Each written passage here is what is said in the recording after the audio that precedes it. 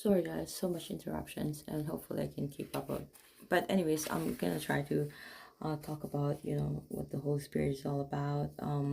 Again, going back, the Holy Spirit is really our official comforter, teacher. He actually our GPS or our director who guides us to the right way of life, pretty much, right? And then if you pray to the Holy Spirit, to ask how to pray, He will guide you. He will give you the answer. He is pretty much how do you call this, problem solver of your life, whatever, like I said, you do not need any man's help once you have the Holy Spirit. Do you understand that?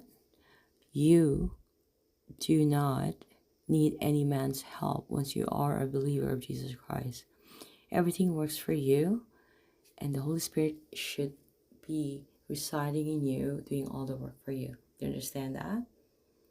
If that's not what you believe, you're doomed, because that's what the gospel is all about. That's what the teaching of Jesus is all about. That's what the Calvary is all about, right? So Jesus, obviously it was suggested that the application of this, in the most practical manner, right? So if you say, oh gosh, I have to stop. Okay, so I talk about the Holy Spirit can grieve, right? Like when you're doing sin, like I mentioned about the unforgettable medicine, right? So when we sin, like our conscience really like attacked us, right? And then the Holy Spirit then grieves, right?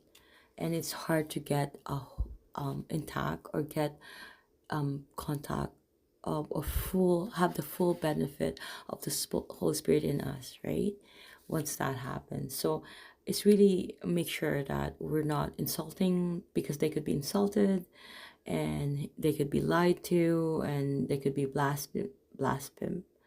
Oh gosh, because the Holy Spirit is a person, pretty much. And I strongly believe that he's a person.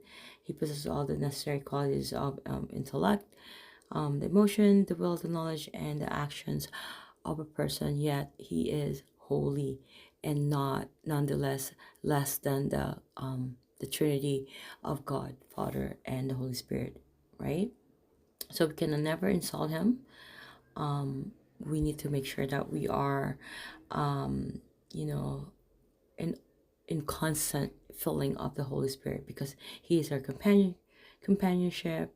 As a living, once we're in heaven, we don't need that comfort. We don't need that comforter.